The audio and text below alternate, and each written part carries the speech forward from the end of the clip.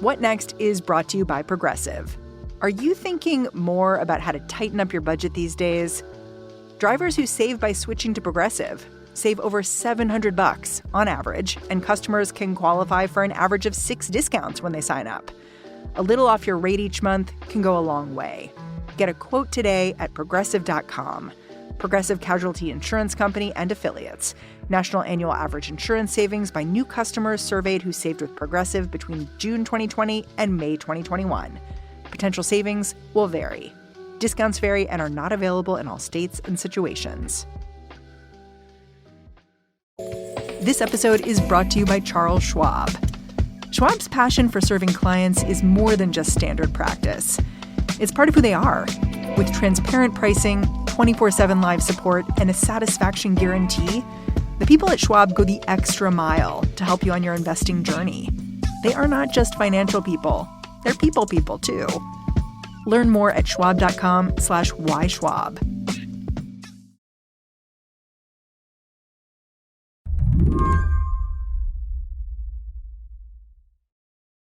There are certain images that are hard to shake.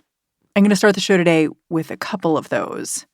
The first is from August of 2021 in Kabul, Afghanistan. The United States was in the middle of pulling out of this country, and it was going poorly.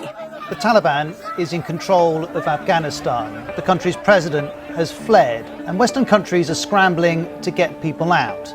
I did not, nor did anyone else, see a collapse of an army that size in 11 days. The Kabul airport got overrun with people. The runway, too. Throngs of desperate Afghans trotted alongside military planes as they tried to take off. Some clung to aircraft as they taxied around. And others, against all odds, found a way to scramble on board. There's a picture of what happened next, captured by a military photographer. The belly of a cargo plane packed with people, not a seatbelt in sight. I can still see it if I close my eyes. Within days, scores of people, like the ones in that photograph, they were touching down in the U.S. Well, as the Taliban tighten their grip on Afghanistan, thousands of people are desperately trying to leave. Many are now landing in planes at Dulles International Airport. As the 7 years.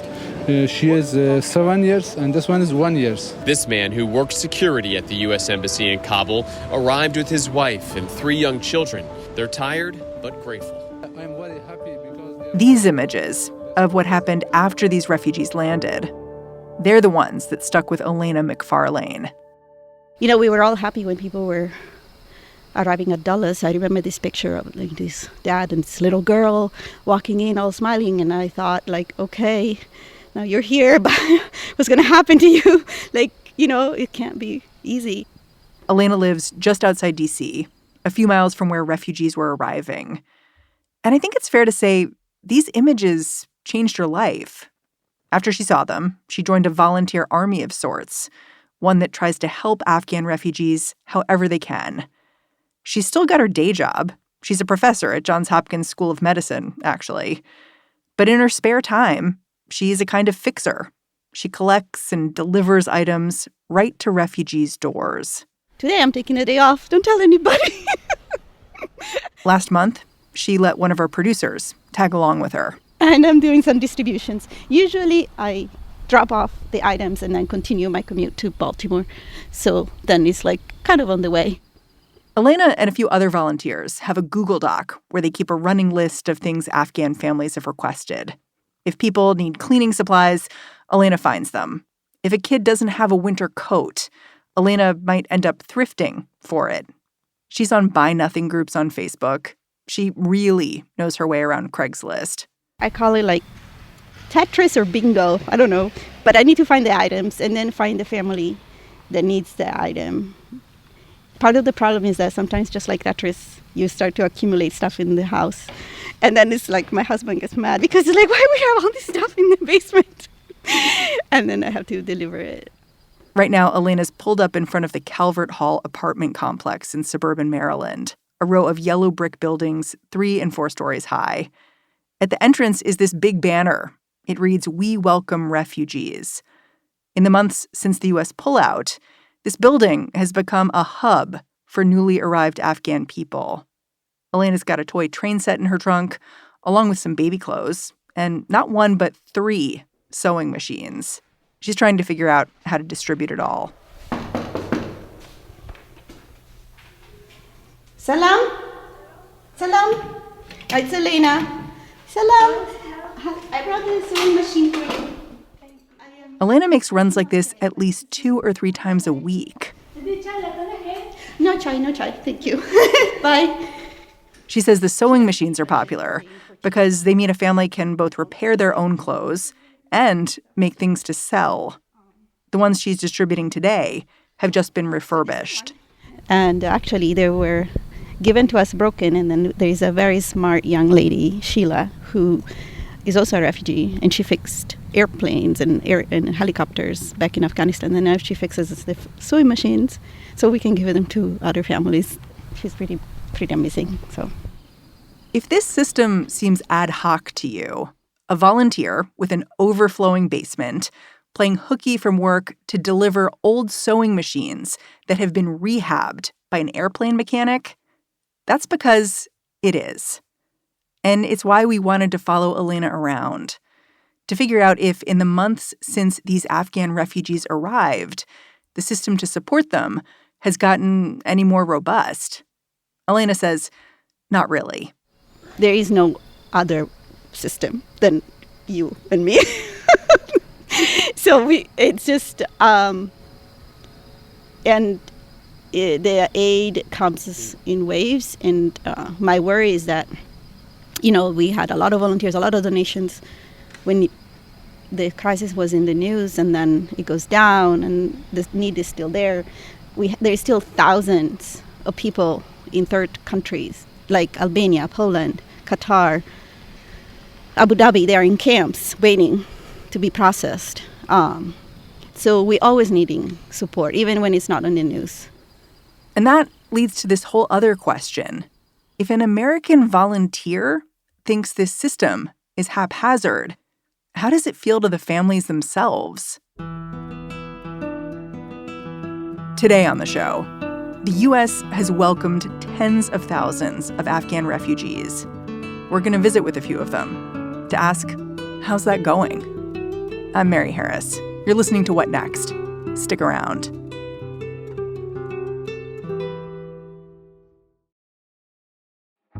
This podcast is brought to you by TD Ameritrade. Thinkorswim is a dynamic suite of trading platforms designed for every kind of trader. From the advanced tools of Thinkorswim Desktop to the streamlined interface of Thinkorswim Web to the convenience of a mobile app. No matter where you are on your trading journey or how you like to trade, there's a Thinkorswim platform designed for you. Learn more at thinkorswim.com.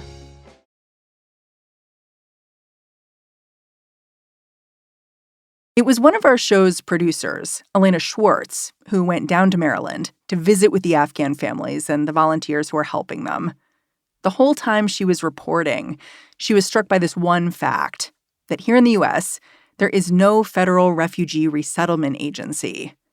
That means all the work that goes into creating a life for newly arrived Afghan people, it's outsourced to people like Elena MacFarlane, that volunteer you met at the top of the show. After following the volunteer Elena on her rounds, our Elena stuck around a while to get to know a few families. I'll let her take it from here. One of the families living at Calvert Hall, that's the apartment complex where the volunteer Elena was making her deliveries, is Lila and Basheer. Those aren't their real names. They've still got family and friends who are back in Afghanistan, and even here, they're worried that the Taliban could target their loved ones if it gets out that they left the country.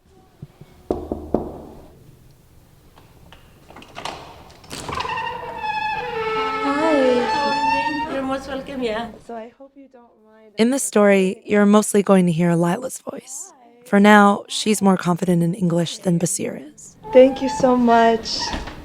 It's nice to meet you. Same here. The story of how Lila and Basheer ended up at Calvert Hall is crazy, but also familiar. Lila began working with the U.S. government back in 2008. She wasn't involved with the military, Mostly, she did operational management for nonprofits, including managing nonprofits related to women's health and family planning.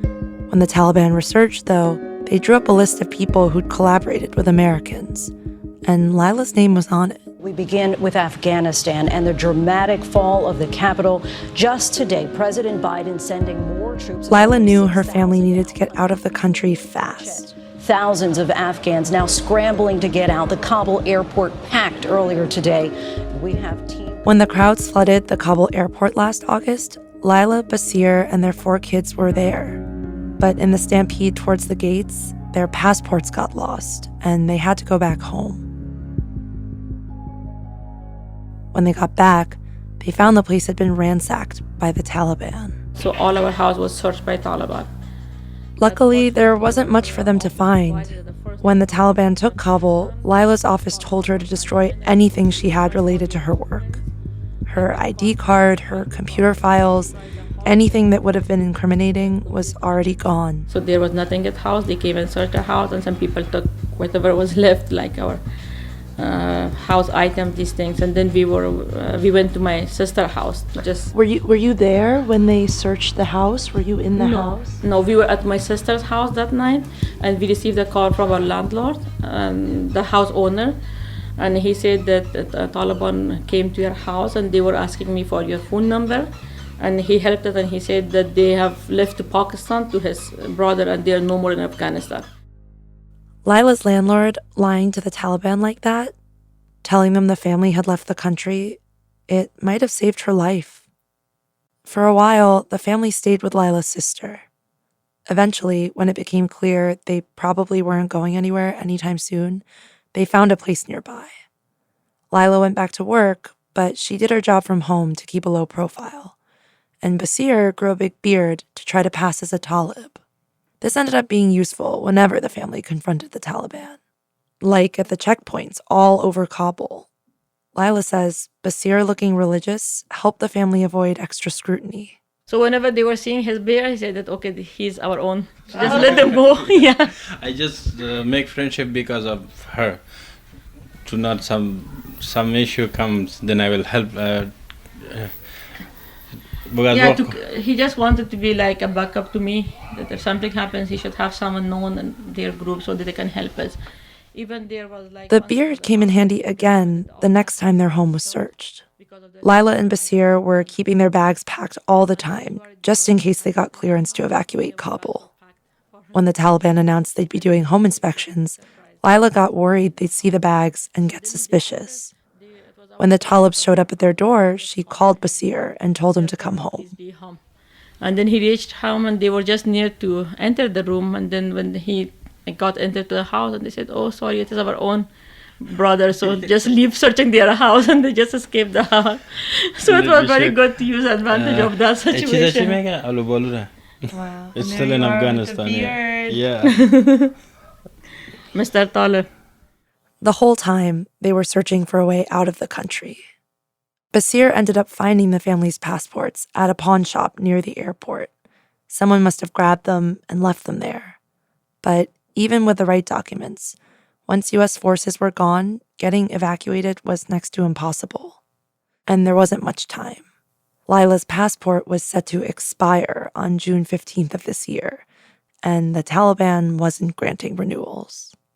Still, Lila kept reaching out to resettlement organizations and lobbying for her family's evacuation. And finally, almost a year after the Taliban took Kabul, it paid off. One night when one of the kids was playing on her phone, Lila got the call. And I received a call. It was midnight and my children was playing in my mobile. Fortunately, they were awake. Do you remember what they were playing? Yeah, they were mostly, he's playing with, was he Motarchias? Minecraft? Yeah, Minecraft. Minecraft? Yeah. He loved it. That's my second son. Your son was playing Minecraft on your phone, and then what, you got a phone call? Yeah, then he brought me the mobile and said, Mom, there is a call for you, and someone is talking in English. So when I received the call, I was very happy, and it was from the State Department, and they said that your name has been included in the list, and you will soon receive a call from Support International for the COVID test, and you are planned for evacuation on 15th of June, which was the last day for expiry of my passport.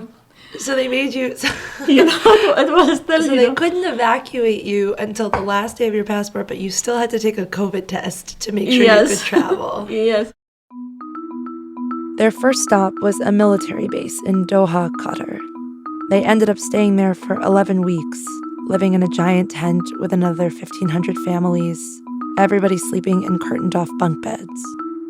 Finally, at the end of August, they were able to board a flight to D.C.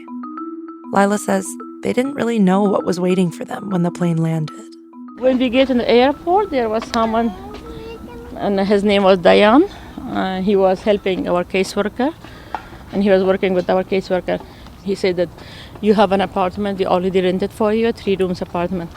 Then I was so excited to see it because people were saying different things, that like the rooms are very small and it's not organized and it's very dirty. So I was just wondering that I should reach home sooner and see that how things are.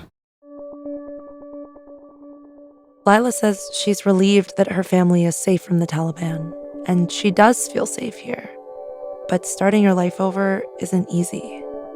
More on that when we come back.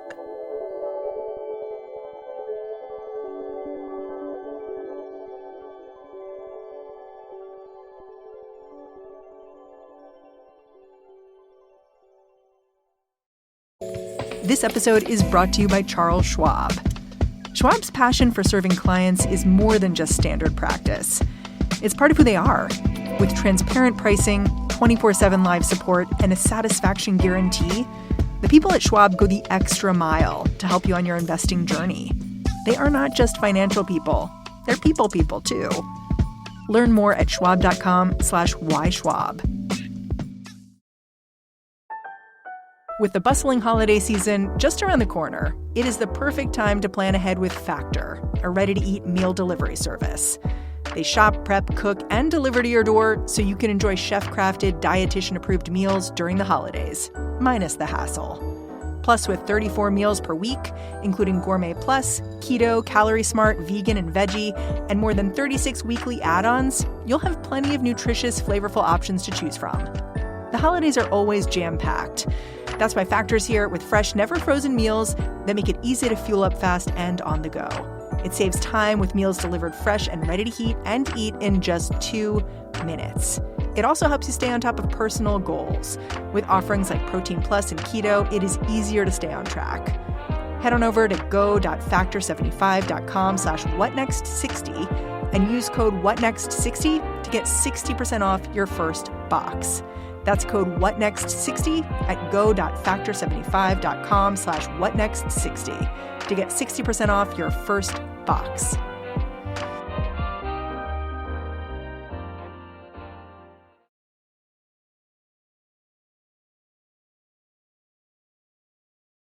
So, after fighting for nearly a year to get out of Afghanistan, Lila and Basheer are here. Calvert Hall, a squat apartment building right off the highway. They live with their 4 kids, Baman, Baruz, Aziz, and Homa. Aziz is the baby, but Lila tells me that Homa gets spoiled the most because she's the only girl. Homa's the only kid who gets a room to herself. The 3 boys all sleep together in one space with 3 beds and some toys. In Homa's room, there are little plastic dolls in all different colors taped to the wall above her bed. She took me to the Walmart and just bought all these dolls. I love them. Yeah, she said that I'm not sleeping alone. So they're giving company to her. All around the apartment, there are traces of the place they left behind. The floor is covered in handmade rugs they bought back in Afghanistan when they learned they could only bring $1,500 with them when they left. Most other things in the apartment were provided by aid groups or found on the curb. Aziz has been sleeping in a bed covered in pictures of puppies from Paw Patrol that Basheer brought in the other day. Yeah, we got a small bed from the trash. One of the family just threw it away. They didn't maybe need it. And we just fixed it because it has some cartoons and the small one likes it. What was in the bed when I came in? The giant bear. Where did the... Yeah, the bear. That was also in the trash. We just washed it and just put it for him to play with, and he loves to sleep with it. It's so sweet. And it's also this one too. Yeah. Yeah, and he also took this one from the trash, Mostly, whenever he's walking with his father, so he's looking for these toys around and just pick them and bring them home. The thing I kept noticing, no matter what we talked about, is just how optimistic Lila is. I can't even say she's trying to stay positive. She just is. The only thing that bothers us, that's the roaches. Our enemy, that's the only problem we have here. The rest, everything is going very well. That's cockroaches, and they're all over the apartment. The family has also had to deal with bouts of bed bugs. Yeah, so my friend was asking me, how are you doing with the roaches? So she was asking about it. I said that I hate these roaches because they are more tough than Taliban. I got rid of Taliban. I'm sure I will not get rid of roaches anymore. Even last night. These kinds of problems that Lila is describing, they're common among Afghans who settled here. The fact is, it's hard to find anything better. The people who've left Afghanistan reach the U.S. with no credit score and most of the time, no money. Resettlement agencies pay the first 3 months of rent for them, but after that, they're mostly on their own. Which means Afghans need to live in places that don't require a credit check and let you move in without a security deposit. There aren't too many nice apartments that you can rent under those conditions. Remember, there's no central government agency that's responsible for making sure Afghans are okay once they get here. Afghans do receive a little money at first to help, but Lila says it doesn't go far enough. So we are 2 adults, we receive 560 on monthly basis now. From this month, it's effective. And we already received the first installment of 280, which we bought all these bags and school bags and these things. But when the money is gone, if let's say you run out of money before the end of the month, then we have to cover it ourselves. We have to be careful spending the money.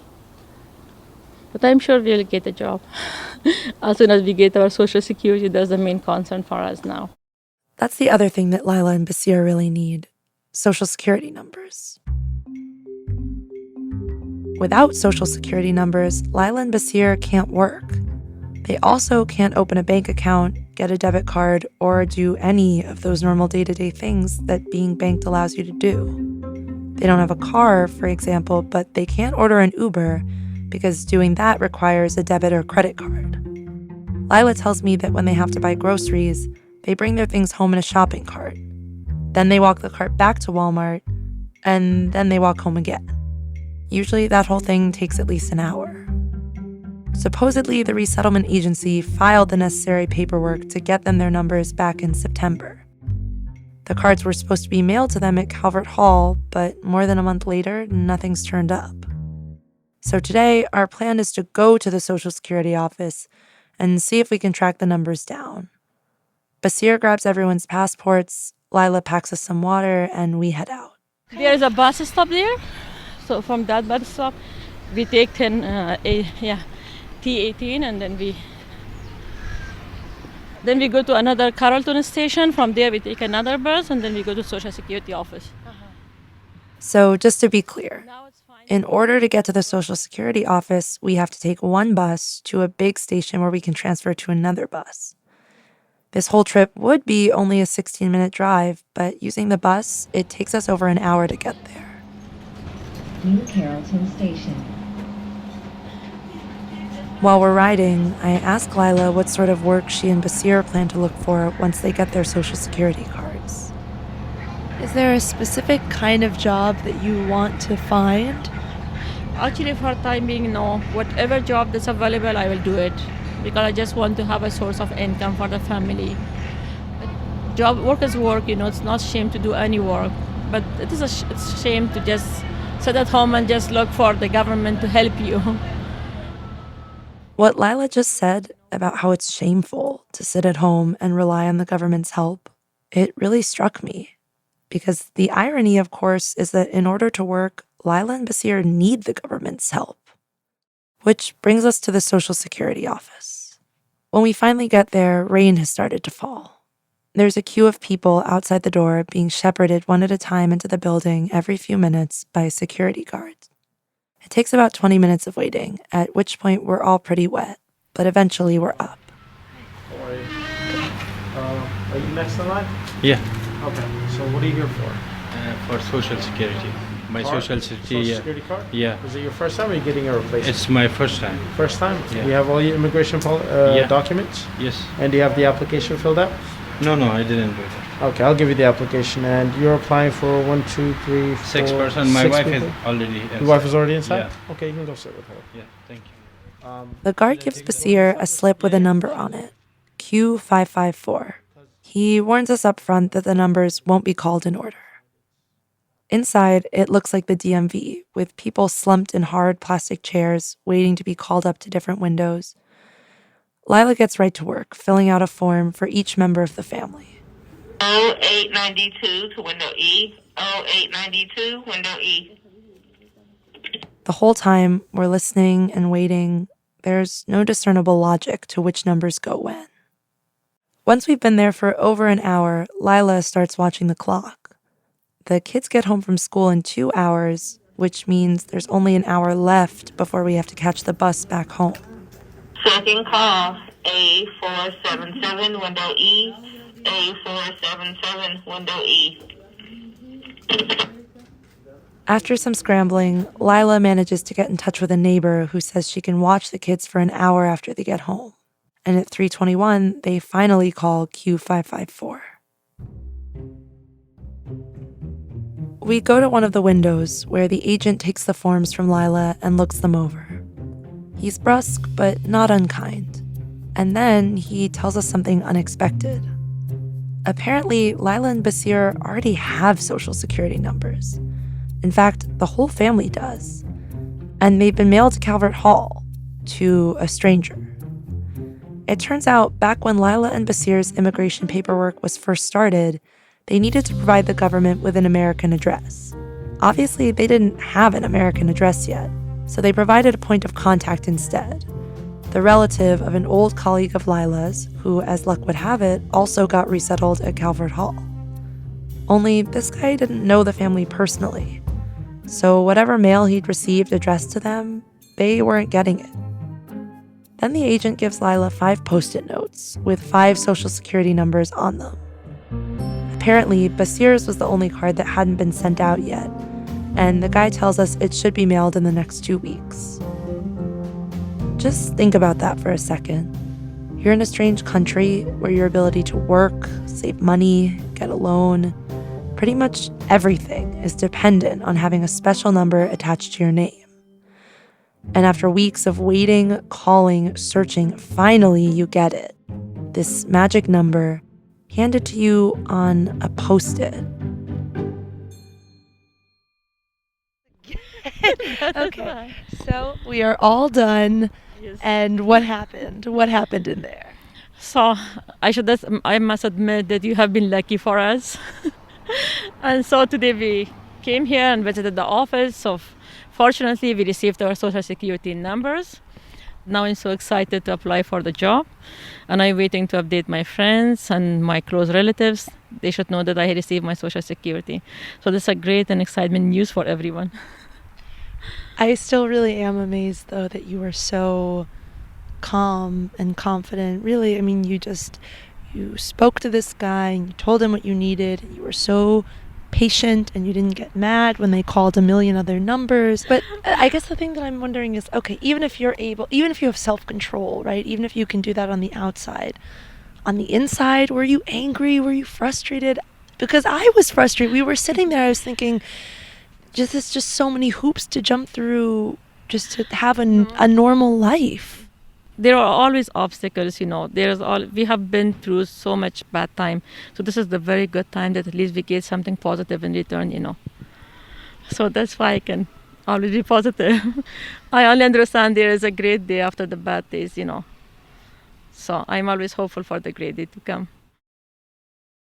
There are more than 88,000 Afghans who have come to the U.S. over the last 15 months. Thousands more are still waiting in secondary countries to get here. Of those people, Lila is one of the lucky ones. She speaks good English. Everyone in her family is, for the most part, healthy. She and Basheer are able-bodied, and once Basheer gets his Social Security card, hopefully they'll be employed. But for the others, who's helping them learn an unfamiliar language? Who's taking charge of their health care? How many of them will figure out the buses, navigate the Social Security office, and get the documentation they need? How many of them will be just left waiting?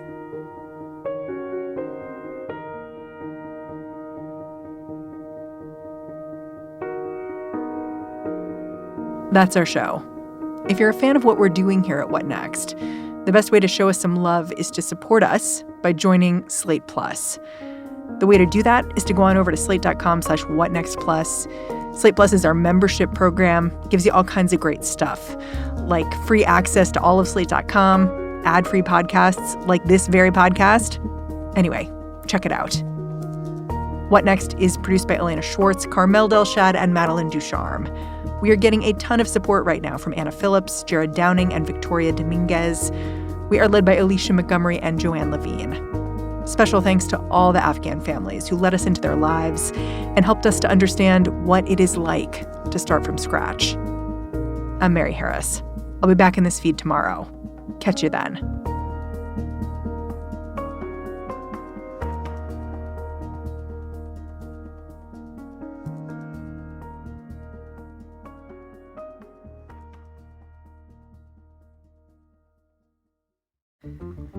This episode is brought to you by Best Buy. Whether you are searching for exciting gifts or trying to snag the hottest holiday deals, Best Buy is here to help. From air fryers for the aspiring foodies in your life to smartwatches for your fitness friends, Best Buy is your gifting destination for everyone. And Best Buy makes it easy to get your gifts how and when you need them, with free next-day delivery on thousands of items, as well as same-day delivery and in-store pickup options. Shop great deals on gifts now at Best Buy. This episode is brought to you by Best Buy.